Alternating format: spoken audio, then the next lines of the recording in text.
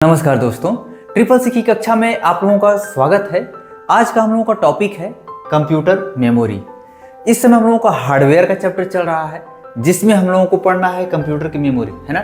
देखिए, कंप्यूटर की मेमोरी कई प्रकार की आती है और सभी का अलग अलग परिस्थितियों में अलग अलग प्रकार से यूज होता है।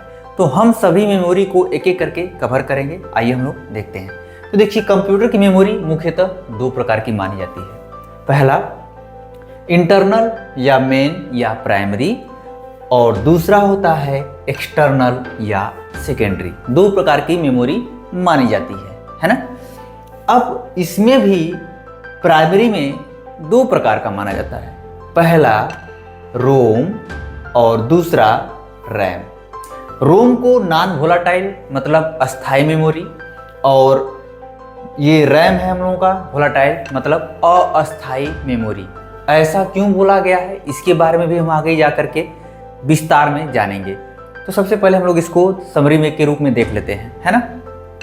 उसके बाद रैम की बात करें तो रैम दो प्रकार का होता है। पहला यस रैम, दूसरा डी रैम। दो प्रकार का रैम होता है और यस रैम में भी कई कैटेगरी आती है, जैसे non volatile yes RAM, special yes RAM, asynchronous yes RAM और सिंक्रोनस यस रैम। ये सब इसकी कैटेगरी भी है, इसको भी हम थोड़ा करके देखेंगे।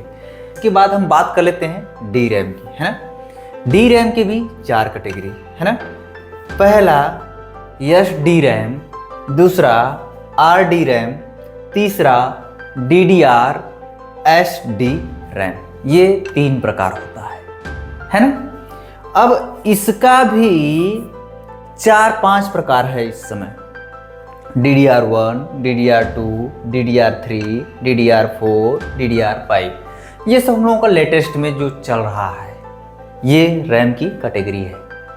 तो ये तो था हम लोगों का प्राइमरी मेमोरी का।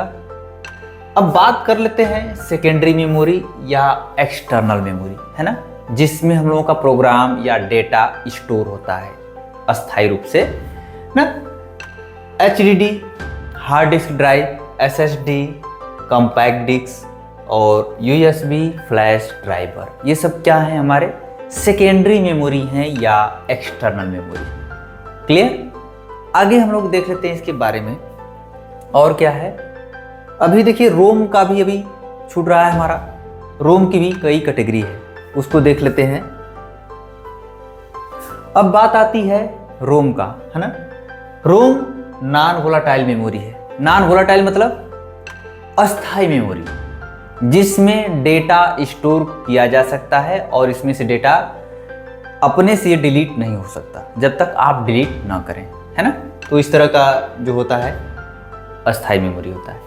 एक होता है अस्थायी मेमोरी, जिसमें डेटा आपने रखा टेम्पोररी टाइम के लिए, बाकी अपने आप डिलीट हो गया, तो क्या हो गया अस्थायी मेमोरी, है ना।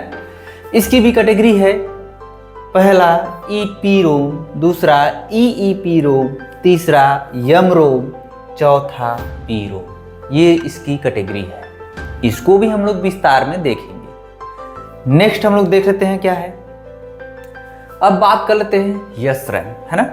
इसका फुल फॉर्म है स्टैटिक रैंडम एक्सेस मेमोरी। ये पॉइंट हमको नोट करना है, ये पॉइंट हमको नोट करना है क्योंकि ये एग्जाम में पूछ सकता है। देखिए, स्टैटिक रैंडम एक्सेस मेमोरी जो होता है ना, ये महंगा आता है, कॉस्टली है। अन्य रैम की अपेक्षा इसकी स्पीड बहुत ज़्यादा होती है और कॉस्टली होने के वजह से इसको हर जगह यूज नहीं किया जा सकता है। ये ज़्यादातर CPU के साथ कैशे मेमोरी के रूप में यूज किया जाता है। कैशे मेमोरी, या ये इसको ये कह लीजिए कि इसको एक तरह से CPU का PA कहा जा सकता है। जैसे क्या होता है, हम अपने वर्क को ज़्यादा फास्ट करवाने के लिए एक कर्मचारी रख देते हैं, तो क्या होता है, वो काम को थोड़ा सा जल्दी जल्दी करता है या सहयोग करता है ना। तो ये रैम क्या होता है, ये CPU के साथ, जैसे हमारा ये CPU है तो ये CPU के साथ जो है कनेक्ट रहता है और डेटा को क्या करता है, ये प्रोसेस करने में मदद करता है। जल्दी जल्दी डेटा को ले आने में ये क्या करता है, कैरी करने में मदद करता है। तो जिसकी वजह से सीपीयू की परफॉर्मेंस बढ़ जाती है ना। इसको कैशे मेमोरी के रूप में यूज किया जाता है। इसकी भी कैटेगरी होती है, जैसे कैशे मेमोरी में भी L1, L2, L3, L4 तक जाता है। लेवल 1 हो, जैसे ये लेवल 1, लेवल 2, लेवल 3, लेवल 4, इस तरह से इसको शॉर्ट में बोलते हैं हम लोग L1, L2, L3, L4, इस तरह से इसकी कैटेगरी आती है। तो जब ज़्यादा महंगा प्रोसेसर लेंगे तो उसमें L4 तक भी मिल जाता है, कैसे, है ना। जैसे L1 में काम करना थोड़ा सा काम सही से नहीं कर पाया तो L2 से काम लेता है, या L3 से ले लेगा, या L4 से लेता है। तो इस तरह से बारी बारी से काम को जल्दी से करने के लिए ये इनका मदद लेता है ना। कौन? CPU। तो कैशे मेमोरी का यूज, या कैसे यूँ कह लीजिए कि कैशे मेमोरी जो है स्टैटिक रैम का ही उदाहरण है, ये यूँ कह सकते हैं। क्लियर? नेक्स्ट है हम लोगों का डी रैम, है ना। इसमें भी पहला है हम लोगों का SD रैम, यही हम लोग देखे थे ना डी रैम में कैटेगरी जो था। तो SD रैम जो है इसका फुल फॉर्म है synchronous dynamic random access memory. ये हम लोगों को पॉइंट नोट करना है क्योंकि एग्जाम में ये पूछ सकता है। अब देखिए, synchronous dynamic random access memory जो है ना, ये CPU के साथ ज़्यादातर यूज किया जाता है। इसकी स्पीड अच्छी होती है ना, और CPU के क्लॉक स्पीड के साथ सिंक्रोनस करके काम करता है, जिससे CPU की परफॉर्मेंस और बेहतर हो जाती है। ये और इसके अलावा डिजिटल कैमरा, जो डिजिटल कैमरा आजकल आ रहे हैं उसमें भी ये हमारा SD रैम यूज हो रहा है। इसके अलावा जो आपका सर्वर डिवाइसेस होते हैं उसमें भी SD रैम का यूज किया जाता है। क्लियर? नेक्स्ट है हम लोगों का दूसरा डी रैम में दूसरा पॉइंट है RD रैम। अब यह रैम जो है बंद हो चुका है। देखिए, इसकी स्पीड बहुत अच्छी थी और इसका उपयोग हाई परफॉर्मेंस वर्क में किया जाता था, जैसे वर्क स्टेशन जो होता था उसमें यूज होता था। इसके अलावा गेमिंग कंसोल में इसका यूज होता था, गेमिंग PC में इसका यूज होता था। लेकिन ये क्या है कि बहुत कॉस्टली आता था, और इसके साथ साथ ये जो है जैसे ही इसका काम बढ़िया होता था वैसे ही बहुत ज़्यादा ये हीट करता था, हीट देता था, हीटिंग होता था। तो हीटिंग की वजह से इसको अलग से हीट सिंक लगाना पड़ता था। ये जैसे देखिए, ये प्लेट जो लगा है ये हीट सिंक के लिए लगाया गया है। तो ज़्यादातर इसको गेमिंग PC में यूज किया जाता था। इसके अलावा वर्क स्टेशन या हैवी सर्वर में यूज किया जाता था।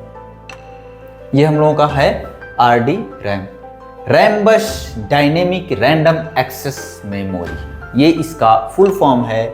इसको हम लोगों को नोट करना है क्योंकि एग्जाम में ये पूछ सकता है। नेक्स्ट हम लोगों का रैम है डी रैम में तीसरा पॉइंट DDR SD रैम, है ना, double data rate synchronous dynamic random access memory, जो इस समय चल रहा है। इसकी भी बहुत सारी कैटेगरी है, इसको भी देख लेते हैं जो इस समय हम लोग का जनरली चल रहा है इस समय, है ना। देखिए, ये है हम लोगों का DDR1 SD रैम। ये हम लोग का DDR1 रैम है। देखिए, इसमें थोड़ा सा यहाँ पे जो दिया है कट, है ना, तो ये जो है हम लोगों के मदरबोर्ड में फिट बैठाने के लिए दिया है। तो ये हम लोगों का DDR1 है, जो कि अब धीरे धीरे बंद हो चुका है। पुराने PC, जो पहले के जो PC आते थे बड़े डब्बे वाले, उसमें इसको देखने को मिल जाता था, लेकिन अब इसका ज़माना धीरे धीरे चला गया है ना। ये हम लोग का है DDR1 रैम, है ना। नेक्स्ट हम लोग का है DDR2 रैम। ये हम लोगों का तो SD रैम है ही, ये DDR2 है इसकी कैटेगरी, है ना, सेकेंड जनरेशन इसका। ये इसमें भी देखिए, फर्स्ट जनरेशन की अपेक्षा DDR1 की अपेक्षा DDR2 की स्पीड अच्छी हो गई, क्योंकि देखिए कंपनी जब भी कुछ बदलाव करती है, कुछ चेंजेस करती है, तो कुछ बेहतर के लिए ही करती है।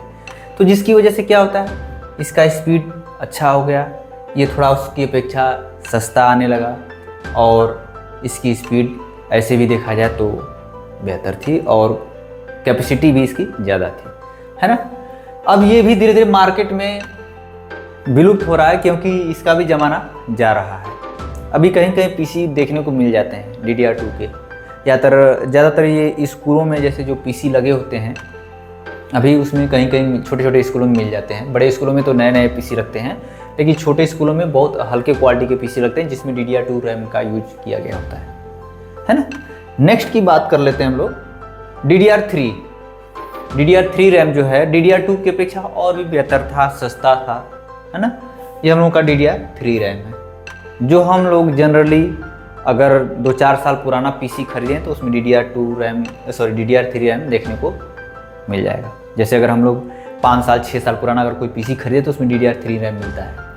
या आज भी अगर आप सस्ता पीसी कसवाने जाएंगे तो आपको DDR3 रैम वाला पीसी कस के दे देंगे, है ना। उसके बाद बात कर लेते हैं DDR4, क्योंकि इस समय अगर आप नया पीसी और थोड़ा सस्ता पीसी खरीदने जाएंगे तो आपको DDR4 वाला रैम उसमें मिल जाएगा।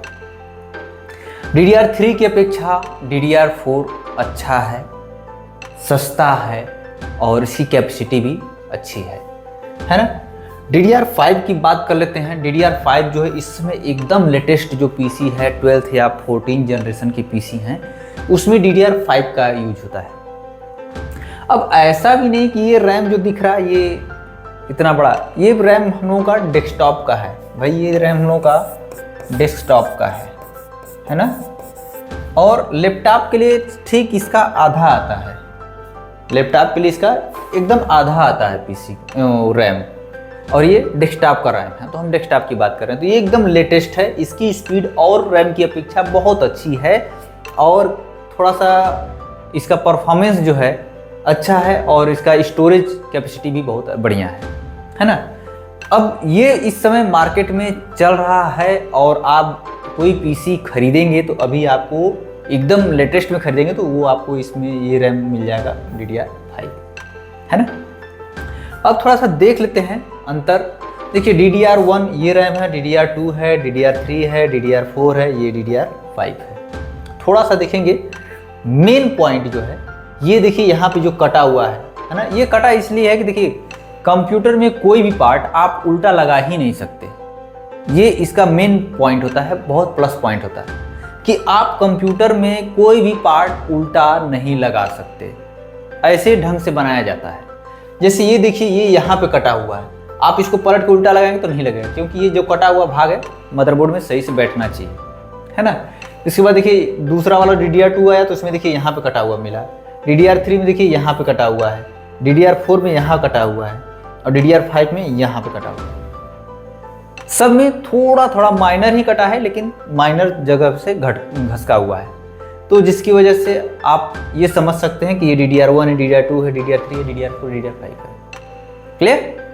नेक्स्ट की बात कर लेते हैं हम लोग रोम मेमोरी, है ना, नॉन वोलेटाइल अस्थाई मेमोरी, है ना, रीड ओनली मेमोरी, केवल पढ़ना, रीड ओनली मेमोरी।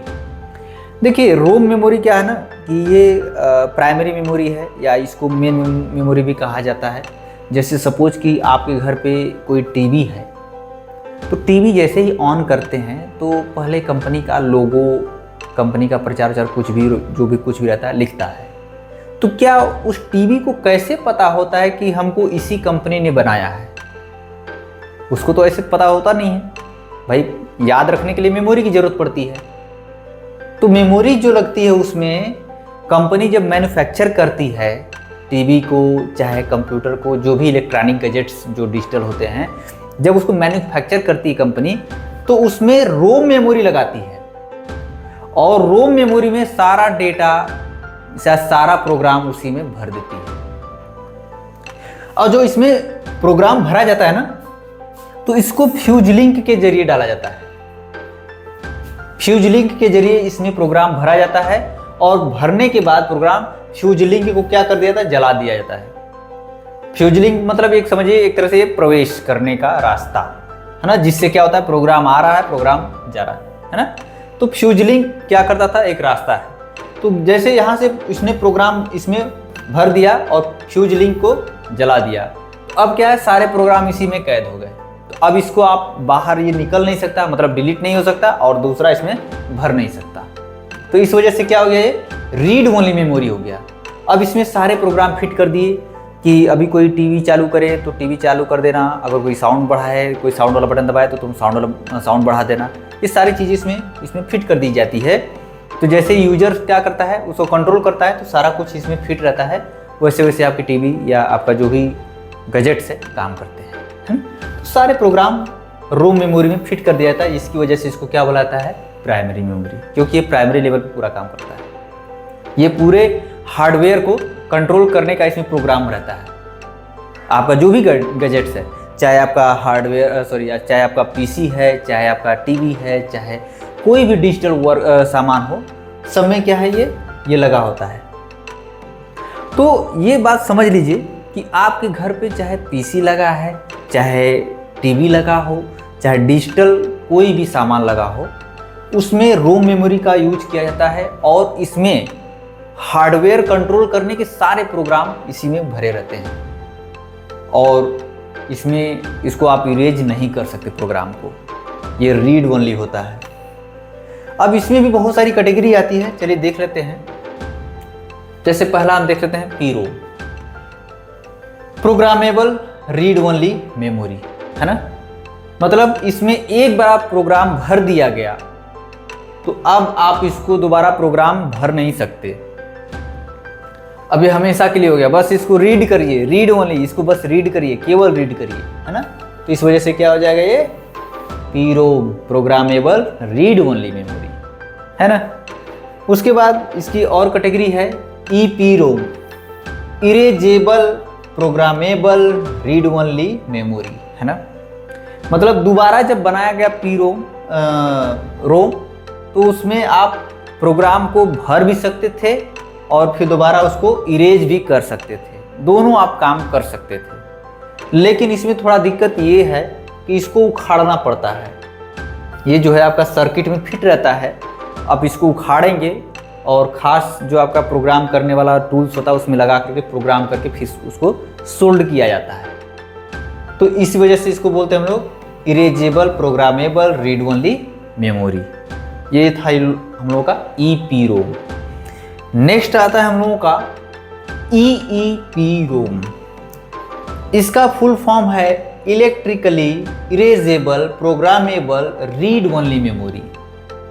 अब आप कहेंगे इसका यूज कहाँ होता है, तो इसका सिंपल उदाहरण ये है फ्लैश ड्राइव या पेन ड्राइव।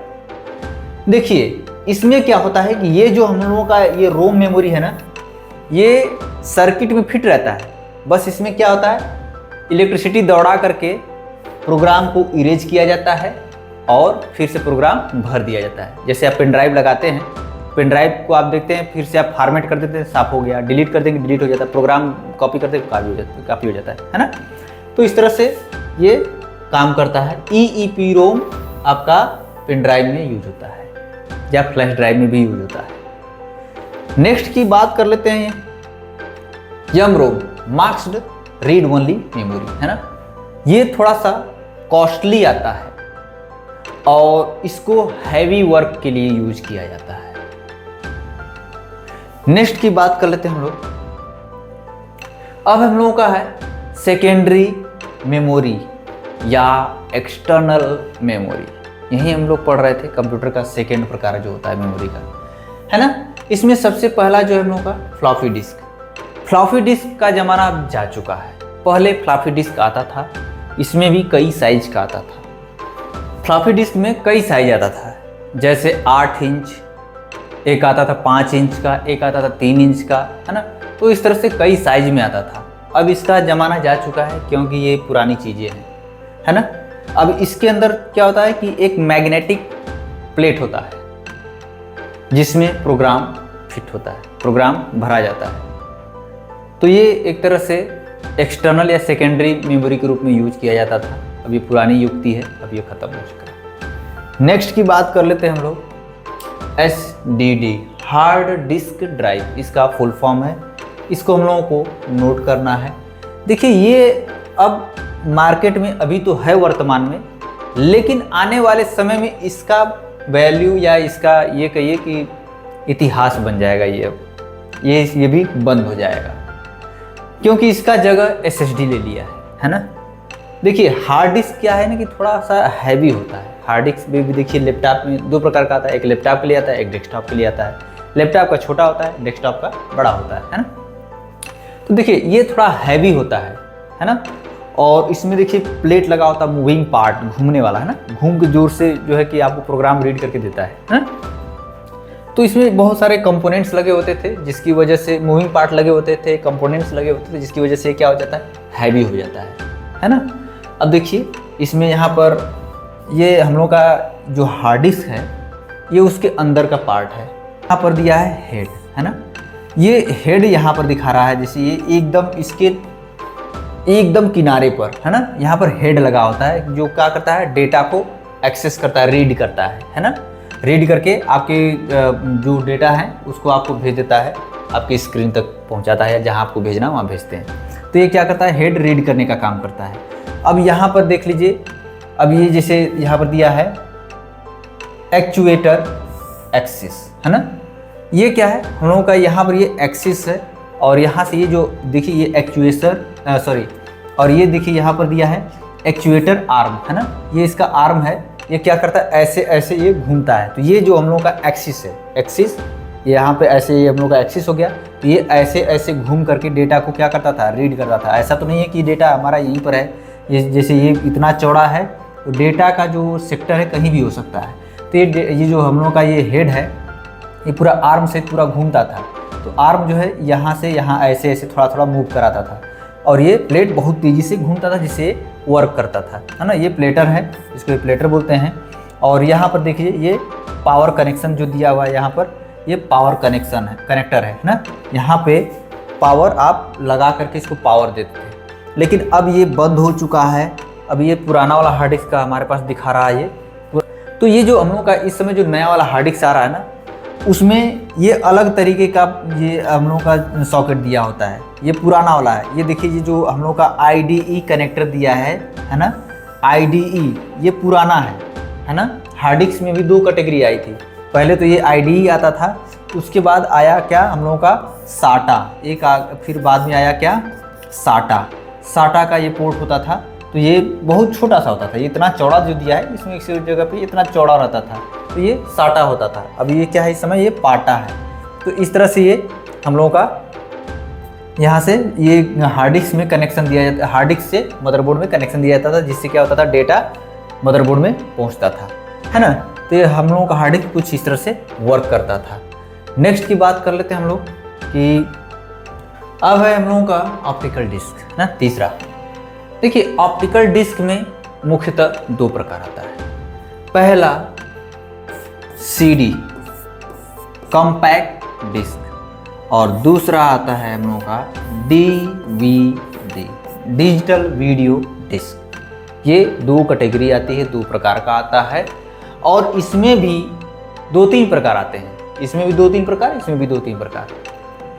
पहला रीड ओनली मेमोरी, रोम, जिसमें क्या होता था कि एक बार प्रोग्राम भर दिए तो उसको इरेज नहीं कर सकते या उसमें दोबारा प्रोग्राम नहीं भर सकते, वो था हम लोगों का रोम।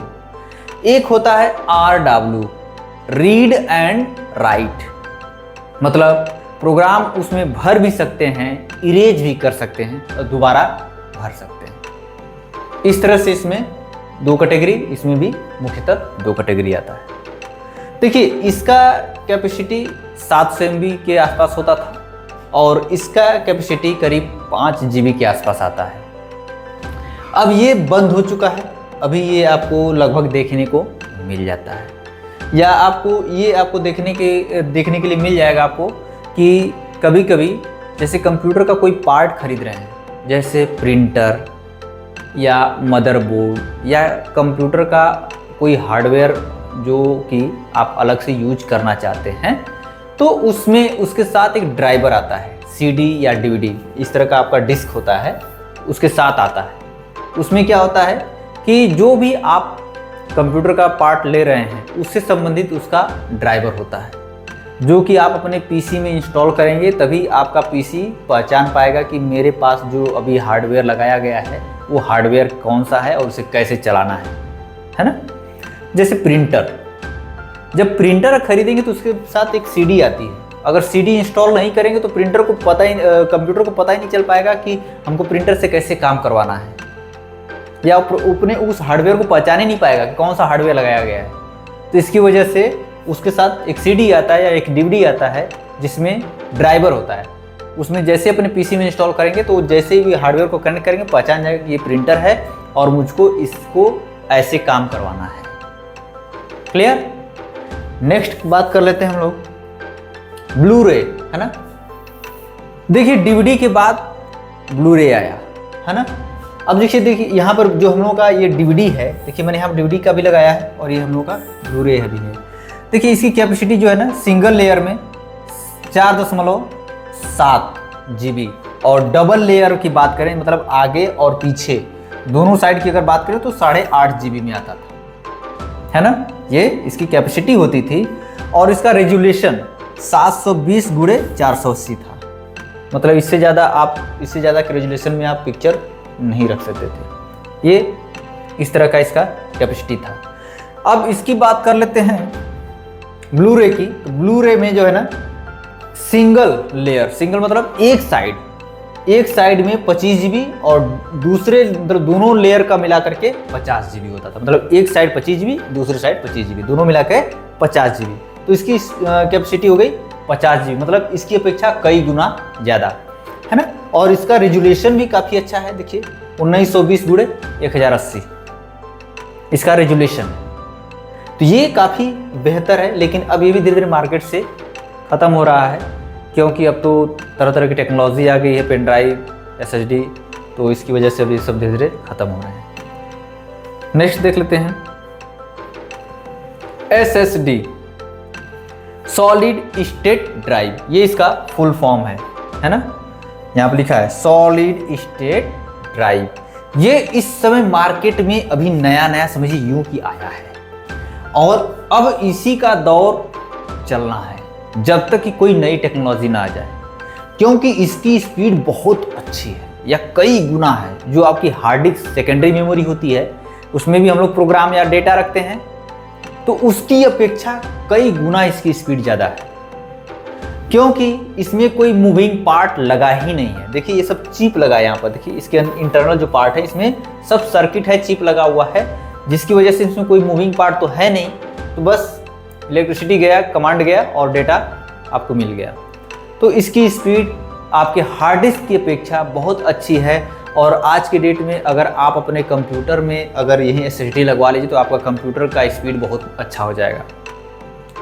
ये समझ लीजिए कि इसका महत्व बहुत अधिक है। हालांकि ये थोड़ा कॉस्टली आता है, इसी वजह से अभी लोग 256 GB, 128 GB या 512 GB इस तरह से लगवा रहे हैं सिर्फ प्रोग्राम के लिए। बाकी स्टोरेज के लिए अभी भी हार्ड डिस्क यूज करते हैं, लेकिन अब आने वाले समय में हार्ड डिस्क ख़त्म हो जाएगा, सब जगह SSD ही चलेगा। अभी तो ये नया आया है ना। उसके बाद आता है पेन ड्राइव, है ना। पेन ड्राइव मैंने भी बताया था EEPROM का ये एक उदाहरण है। ये क्या है, हम लोग का एक्सटर्नल मेमोरी है जिसमें हम लोग प्रोग्राम रख करके कहीं भी लेके जाते हैं, लेके आते हैं, है ना। तो ये हम लोगों का पेन ड्राइव होता है। पेन ड्राइव में भी कई प्रकार का आ रहा है। जैसे अगर आप मार्केट में खरीदे नहीं जाएंगे तो आपको ज़्यादातर आपको मिलेगा पेन ड्राइव 2.0 वर्जन का, है ना। 2.0 वर्जन का मिलेगा। अगर आप इसके अलावा अभी मार्केट में आया है 3.0, 3.1, 3.2, है ना। तो इस तरह से कई वर्जन में आया है। अगर आप इसकी अपेक्षा अगर इसको लेंगे, चाहे इसको लेंगे, चाहे इसको लेंगे, तो ये कॉस्टली आएगा क्योंकि इसकी अपेक्षा इसकी स्पीड बहुत अधिक होती है। इसमें क्या है कि USB 3.0 का यूज किया गया है। USB 3.0 टेक्नोलॉजी का यूज किया गया है। इसकी स्पीड बहुत स्लो होती है, 4-5 MB हमको तो देखने को मिल जाता है, लेकिन इसकी स्पीड जो है 50-100 MB का स्पीड मिल जाता है इसमें देखने को। तो ये अब धीरे धीरे मार्केट में आ रहा है और ये मार्केट से गायब हो रहा है। लेकिन अगर सस्ती पेन ड्राइव खरीदेंगे तो आपको यही मिल जाएगा, लेकिन महंगी में खरीदेंगे तो आपको ये मिल जाएगा। क्लियर? अब देखिए बात कर लेते हैं मेमोरी यूनिट, है ना। मेमोरी को मापने का जो यूनिट होता है वो कैसे मापा जाता है ना। मेमोरी का जो यूनिट होता है कैसे मापा जाता है, तो देखिए कंप्यूटर का जो सबसे छोटी इकाई होता है ना उसको बोला जाता है बीट। ये पूछता है, चाहे भर्ती का कोई परीक्षा हो, चाहे आपका ट्रिपल सी हो, वहाँ पर भी ये पूछता है कि कंप्यूटर की छोटी इकाई क्या है ना, यूनिट क्या है, तो ये हम लोगों का बीट है ना। अब देखिए एक बीट में जैसे देखेंगे तो 0 और 1 मिला करके बाइनरी डिजिट है ना, बाइनरी डिजिट मिला करके 0 1 को बीट बनता है। और 4 बीट का एक निब्बल और 8 बीट का 1 बाइट और 1024 बाइट का 1 किलोबाइट, जिसको शॉर्ट फॉर्म में बोला जाता है केबी। उसके बाद 1024 केबी का 1 मेगाबाइट मतलब 1 एमबी, 1024 एमबी का 1 जीबी जिसे हम लोग कहते हैं गीगाबाइट, फिर 1024 गीगाबाइट का 1 टेराबाइट मतलब टीबी बोलते हैं, 1024 टीबी मतलब टेराबाइट का 1 पेटाबाइट मतलब पीबी है ना, पेटाबाइट बोलते हैं, 1024 पेटाबाइट का 1 एक्साबाइट मतलब ईबी जिसको हम लोग बोलते हैं, है ना। अब ये सब सुपर कंप्यूटर में यूज होते हैं, सुपर कंप्यूटर जो आता है। उसके बाद 1024 ईबी का 1 जेटाबाइट जेबी है ना। उसके बाद 1024 जेडबी का 1 योटाबाइट या वाईबी है ना। फिर 1024 वाईबी का 1 ब्रॉन्टोबाइट है ना, और 1024 ब्रॉन्टोबाइट का 1 जियोबाइट। ये था हम लोगों का कंप्यूटर के मेमोरी यूनिट, जिसको आज हम लोगों ने जाना। तो नेक्स्ट टॉपिक हम लोग नेक्स्ट डे लेके आएंगे। आज के लिए इतना ही। Thank you.